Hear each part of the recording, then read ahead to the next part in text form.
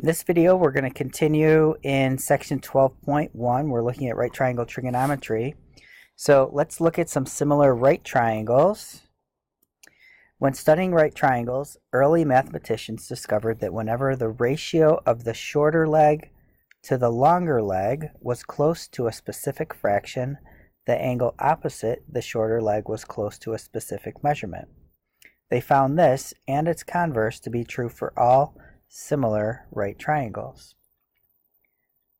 For example, in every right triangle in which the ratio of the shorter leg to the longer leg is 3 to 5, the angle opposite the shorter leg is approximately 31 degrees. So let's take a look at that in our picture here. Here I have a triangle where the ratio of the shorter leg to the longer leg is 3 to 5. Here's another triangle where the ratio of the shorter leg to the longer leg is 3 to 5. 9 to 15 would reduce to 3 to 5.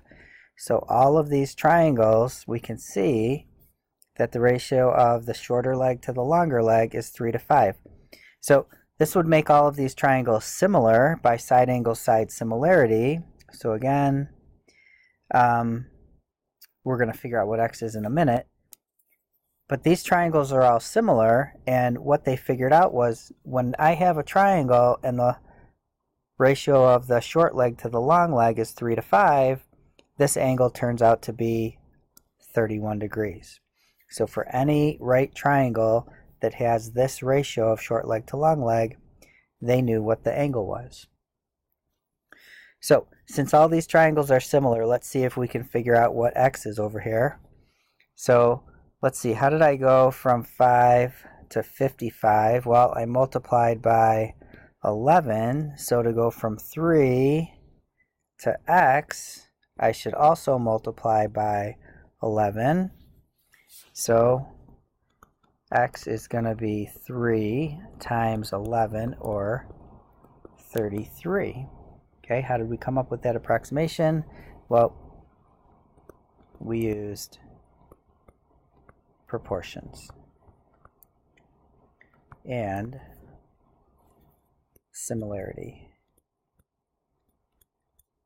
All right, so this is one of our recurring themes for this unit.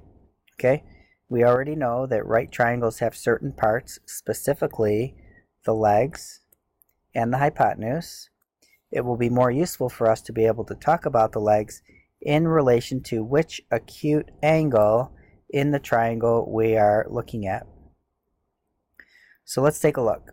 You can see in my picture here, we have this young lady standing at angle A. All right, so let's go ahead and name the hypotenuse. The hypotenuse is opposite the right angle, which is over here. So the right angle is going to be side C. Now, if I'm standing here at angle A, we want to name the side opposite angle A. So I want to go all the way over across the triangle, and the side opposite angle A is side A. Now, we want to name the side adjacent to. Adjacent means next to angle A. So really, there are two sides next to angle A. We have side C, because it's right next to it, and we also have side B. Now, the reason we know it's not C is because C is already the hypotenuse. The hypotenuse can't be the adjacent side. It also can't be the opposite side. So once we have the hypotenuse, we know that our other two sides, the two legs, one's going to be the opposite side, and one's going to be the adjacent side. So we can't use the hypotenuse. So we know that the side adjacent to or next to angle A is side B. All right, so this is our hypotenuse.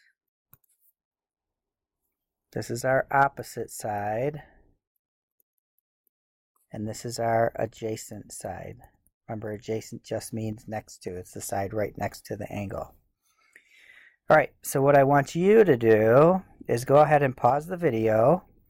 And now you can see we are standing, our young lady is standing over here at angle B. This is our right angle. We have the two acute angles A and B. In the previous example, she was standing at A, now she's standing at B, and I want you to use this diagram and name the hypotenuse, the side opposite angle B, and the side adjacent to angle B.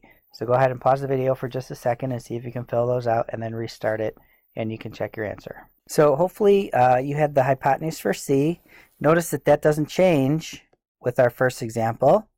But now the opposite side, up here, the opposite side was A, but when she moved over to here at angle B, the opposite side was side B. And the adjacent side also changed. So we can see, what do you notice about the opposite and adjacent sides when you switch to a different angle? They also switch. Okay, so opposite and adjacent, these depend on which acute angle you are standing at. The hypotenuse always stays, but the opposite and the adjacent are going to change depending on what your frame of reference is. All right, that's one of the most important concepts of this lesson, so if you're having trouble with that, make sure you get some help. All right, so that brings us to the end of this one.